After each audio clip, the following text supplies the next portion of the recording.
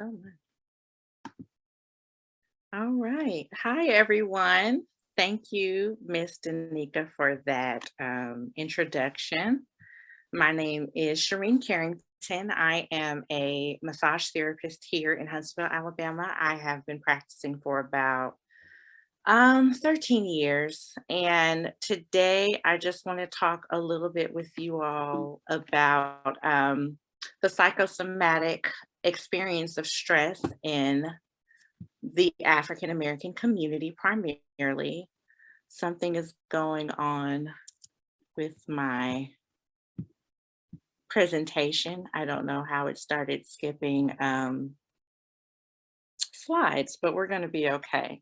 I just want to talk to you briefly about four different things. We're going to talk about what is stress, what stress looks like. We're also going to talk about the body mind connection. And then I'm going to leave you with some self care tips as well as resources on how to enhance your own personal self care regimens and wellness routines. So let's start by defining what stress is. As a massage therapist, we talk about the issues in your tissues. And what that means is there is a layer basically between your skin and your muscles and your joints called fascia. And what I learned is that fascia is where all of the trauma and emotional experiences get stored up in the body. Muscularly, stress can also show up as tension, it can show up as knots, it can show up as aches and pains. So there's a lot of different ways that our body is trying to let us know when we are in duress. The main thing that I want you to take away from knowing what stress is that there can be positive agents and negative agents. All stress isn't bad stress. For example, exercising is a form of good stress. As we know, exercise is good for relaxation, it's good for keeping you fit, it's good for your mental wellness. Also, and then there's negative stressors. You know, if you have job dissatisfaction, if you're having interpersonal conflicts in your life, if you have trauma, those would be considered negative agents. And the main thing on this side is what I underlined about stress. And for us as Black people and people of color, when the demands of our everyday lives seem to exceed the resources necessary to carry out all of the things that we need to do, we are usually operating under a high level of stress. And so when we think about stress, we need to think about being and feeling overextended, right? Do I have all the resources that I need to make it through my day or to carry out a task? And when we don't, that's when the symptoms of stress can set in.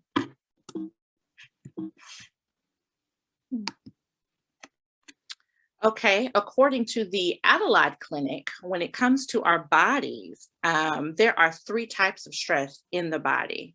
There is physical stress, which is a biological response to factors which can negatively impact one's overall health. There's chemical stress, and here they're talking about damage as a result of trauma or overuse. So when you have inflammation, when you have a sprain, or you've broken a bone, that causes chemical reactions in your body to occur because of that injury that has taken place in your body. And also, there's emotional stress in the body, which is the feeling of psychological strain and uneasiness produced by situations of danger, threat, and loss of personal security, or by internal conflicts, frustrations, low self esteem, and grief.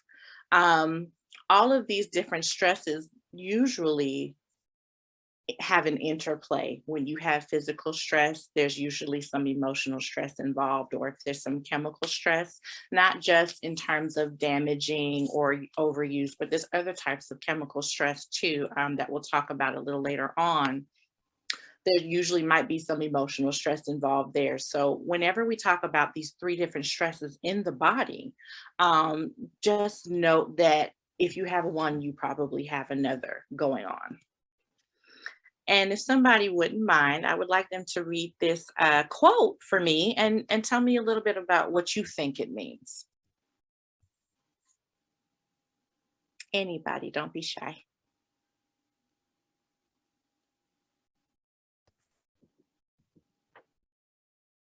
I can read it for you. Thank you. The body is an instrument to be used, but a realm of one's being to be experienced, explored, sorry, and thereby educated.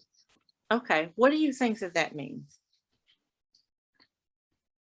So I would see it as like your temple. Mhm.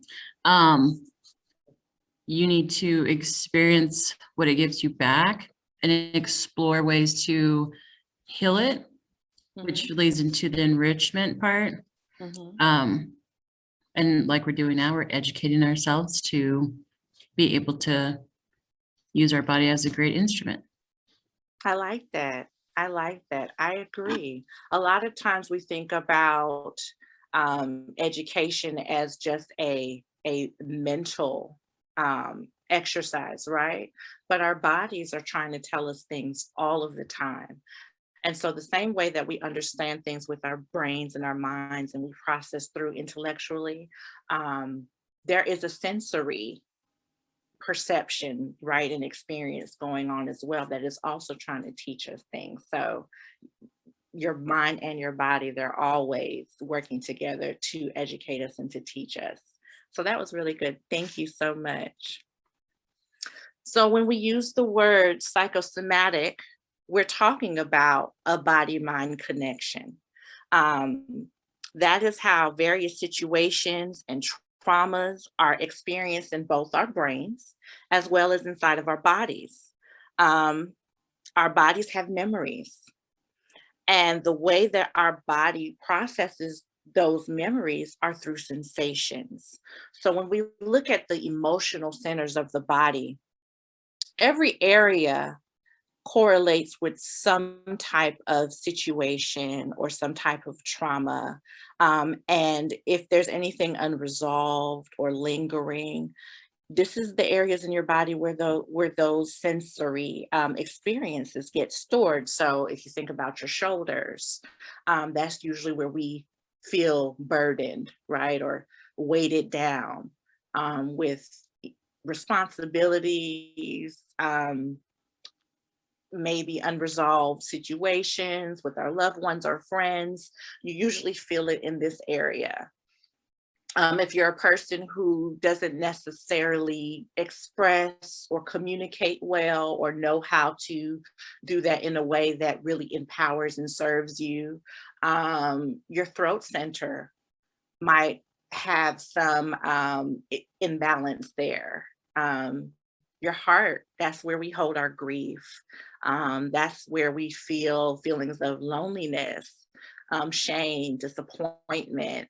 Anytime you think about, a time where you've experienced that, notice where you feel the sensations associated with those feelings that you're going through from that situation. There's your abdomen, we call this the solar plexus energy center. That's where you hold things. That's where a lot of your childhood memories come from. Um, if there's anything that you feel like you care about that nobody else cares about, you hold, that's where you store that kind of sensory information. And of course, this picture, this image goes on to show you support, rejection, betrayal, survival, fear. So your body is always just storing sensory information as you go through different situations and traumas in your life. Um, and sometimes, my favorite example is perhaps you're walking down the street and you hear a sound, or, you're in a grocery store and you smell something and it takes you back to a memory. it's not that you had anything in particular on your mind, but that smell or that sound brings the memory back. So this is the type of somatic, right, sensory information that we're talking about that gets stored up in your body. And it's either, again, going to be a good agent, a positive agent, or it's going to be a negative agent, depending on what memories and what feelings, those particular prompts trigger within you. So what does stress look like? Going back to our physical, chemical, and emotional stress. When we talk about that, low energy, headaches, body aches, insomnia, low libido, those are forms of physical stress. Um, your chemical stress, some of the other ones besides strains and tears could be immunocompromisation. We think about lupus, perhaps sickle cell anemia, like a Hashimoto's, anything inflammatory that would cause immunocompromisation in somebody. That's a form of stress. Your cortisol levels, those regulate appetite and weight, depending on how high or low it is. That can affect you in that way. Seasonal allergies, how you react to the environment around you. That would also be a form of chemical stress.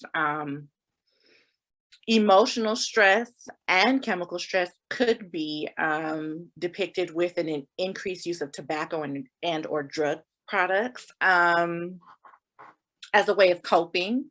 Some of us have self-soothing. Self-soothing can be positive or negative. Those are also known as coping mechanisms. They could be positive and negative as well. And that usually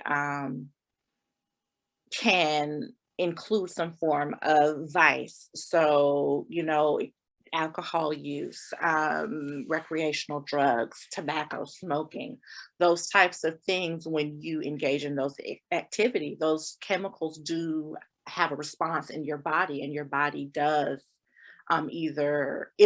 is either affected positively or negatively by the consumption of those things, right? Gastrointestinal issues, IBS, ulcers, Crohn's, different things like that are other forms of chemical reactions in the body as it pertains to stress. Some emotional stress indicators: low self-esteem, moodiness, anxiety, and depression.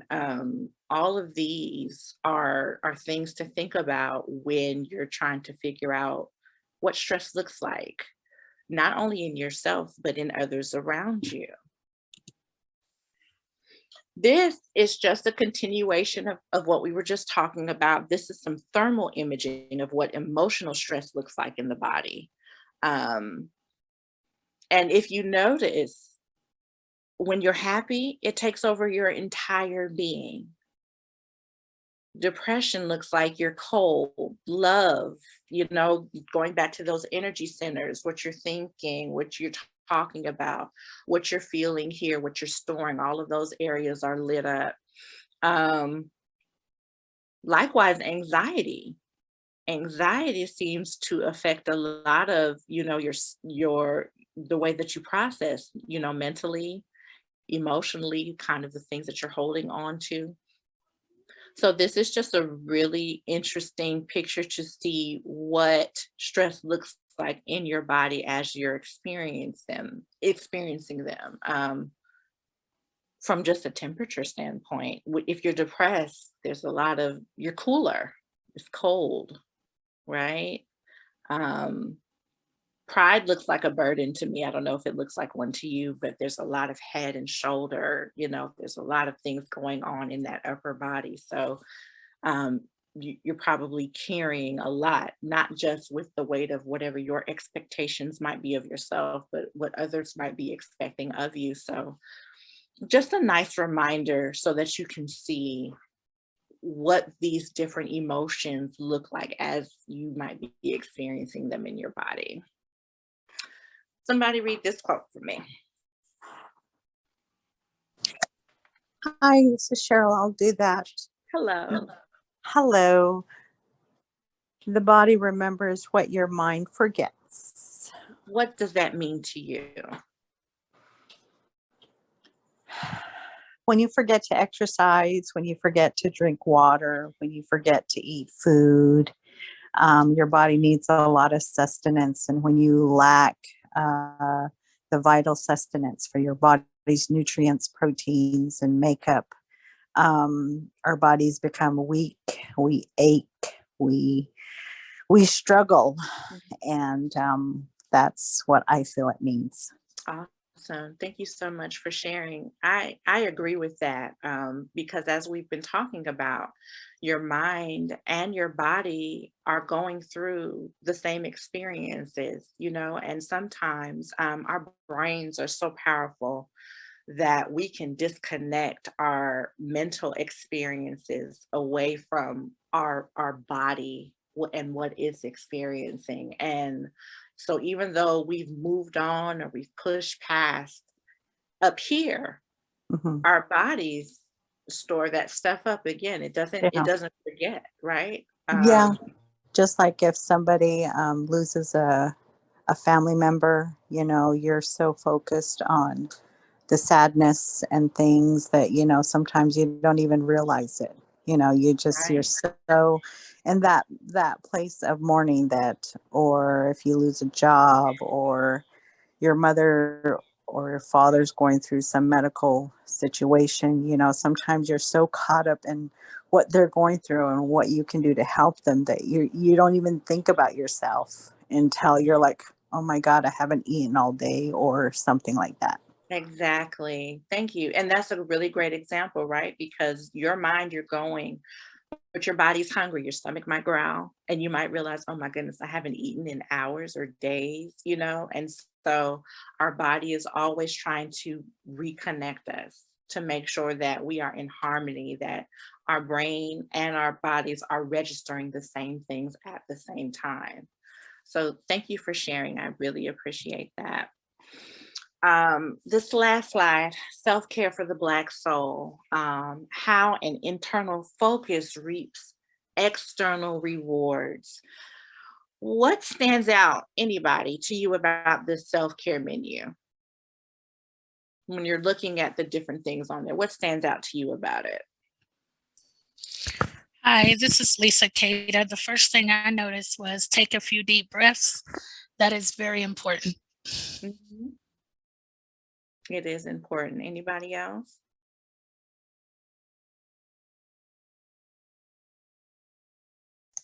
I like that it's broken up by different time periods. So if you know you only have 5 minutes, there's something you can do in 5 minutes to try to take care of yourself. And as you commit or have more time, you can try other activities.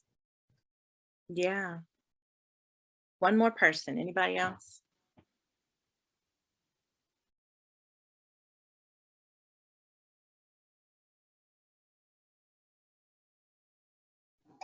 Hi, this is Seraphine Kazi, and I think just taking a walk outside, and just refresh your memory and whatever you need to get done. Kind of just take a breather. It's Yeah. pretty good. Yeah. Thank you guys for sharing. I picked this self-care menu specifically because it helps to introduce prioritizing yourself in a very gentle way. As Black and Brown people, we oftentimes are very other oriented. We come from a collectivist background culturally. And so we have a tendency to put everyone and everything in front of ourselves.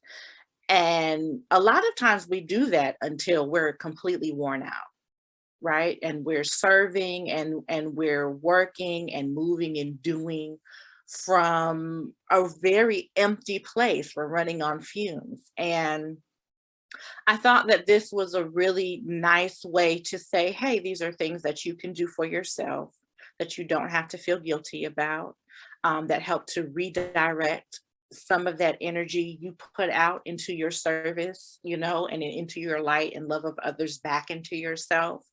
Um, and it's important because if you do not consistently invest in you, you're not going to have everything that you want to have and everything that you want to give to other people.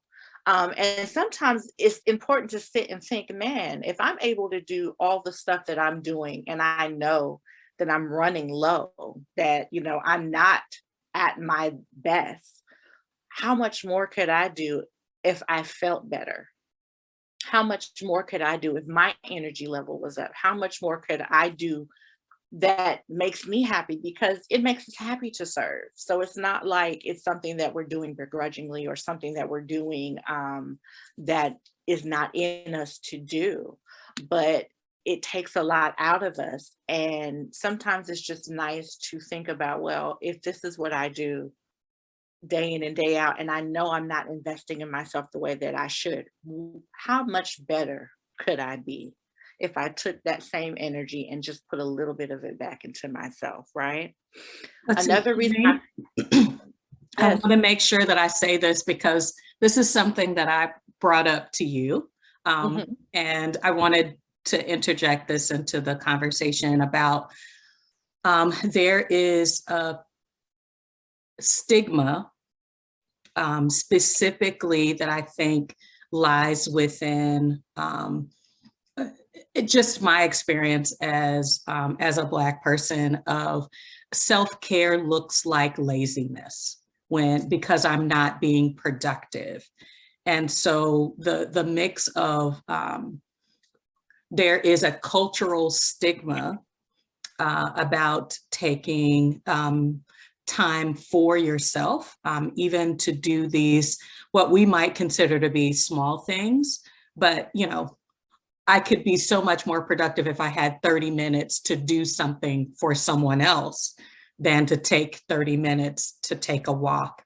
And so that laziness stigma, whether it is actually said to us or there is a internal memory of not seeing people that we care about, or hearing people say, you know, where is so-and-so? Every time I look up, they're away from their desk. You know, there are stigmas around laziness that can interrupt prioritizing self-care. Absolutely. Thank you for bringing that up, Mr. Nika. I think that's really important. And I think to tie into what you're saying, a lot of times we, especially in our workplaces, we perform or we think we have to perform to a set of unspoken rules. They're understood, whether they're verbalized or not. And so when you feel the pressure of needing to perform at that level, you also internalize that same pressure. Like if it's expected of me, then it's something that I have to do. And when I don't, I'm going to be adversely affected. And it does us a disservice, because what ends up happening is that we get burnt out. You know, we're getting to work early and we're leaving work late. You know, we become the person who troubleshoots everything, or the person that makes sure that every T is crossed and every I is dotted, because if we don't, something bad will happen. I won't have any job security. I'll be looked at as lazy. I might not be up for that promotion or that raise that I was looking for. And a lot of that type of thinking fuels this very toxic and unhealthy work habit and relationship that we have with our careers and our occupations, because rather than focusing on what has been said and what is required, we think that we are supposed to go above and beyond to meet expectations. And so it's a relearning that has to happen that brings us back to a place of rational and reasonable working habits and expectations, not only from ourselves, but from our employers too. And that starts with little things like taking a few deep breaths, stretching your body, listening to your favorite song, meditating about your purpose. When you redirect your energy back into yourself, it helps you to prioritize and set up healthy boundaries so that you are not overexerted. So when you prioritize you, everybody benefits. And so that's the biggest takeaway that I want you to get from this particular self-care menu. I recently learned that a lot of stress and anxiety, especially for the Black community, stems from worrying about the past and fretting over the future. So if you're always thinking about things that have already happened and concerned about things that have not yet happened, you're never living in the present. You're never living in the moment. You're not creating moments. You're just jumping from things that have happened that are no longer within your control to things that haven't happened yet that are still beyond your control. And so another thing this self-care menu does is it helps us to practice mindfulness. Mindfulness is being present, is being in the moment. It helps us to stay connected to the things that we are doing. And it helps to also incorporate all of our senses. We don't think about seeing, touching, hearing, tasting, smelling in this way. But anytime you're doing something that incorporates all of your olfactory, it causes you to be present in a moment because there's a lot of sensory things that are happening. And when you include as many of your senses as you can into some of these self-care items, it helps your mind and your body to stay connected experientially in that moment. And that's what's important. What's important is to remember that your mind and your body are always working together. You may feel disconnected, but they are not disconnected. And what happens to one, something is always happening to the other. And it's up to us to practice being more in the present and more in the moment than in the past or in a future not yet happened, so that we can start to have cultivated consistent investment into ourselves that will only help others reap the benefits. Because when we feel good, we do good. When we feel good and we do good, it helps others, right? And finally, some resources. These are resources that I'm actually using right now as I finish up my master's, as I am counseling with people. The Self-Care Prescription is a very good book. I use it personally. It has a really amazing take on your whole self. And there's various facets of ourselves that need to be considered and need to be fed in order for us to have balance, right? The Body Keeps the Score. That's another good book that kind of just gives us a more in-depth look at some of the things that we've been talking about today and how our minds and our bodies are affected by stress and trauma and how they manifest in our lives and what it looks like so that we can heal from some things that maybe we don't even know is going on beneath the surface. And finally, this book is a little bit more academic, but it's really good because Black families in therapy is still really taboo in our community. There's a lot of stigma around mental health and wellness and doing something to make sure that you maintain your mental health. And a lot of times as well, our family dynamics are very unique and non-traditional. We have grandparents raising grandchildren and aunties and uncles or great aunties and uncles with, small toddlers. And, there's a lot of different things that are unique to our family makeups, and understanding that can help to also understand our unique needs when it comes to therapy and when it comes to working through some of the family trauma that we have experienced. And so that's just a really good book to get a better understanding of what we look like and why we look the way that we look in therapy. The author is one of the foremost researchers in the field when it comes to African Americans in therapy, especially family and marriage therapy. So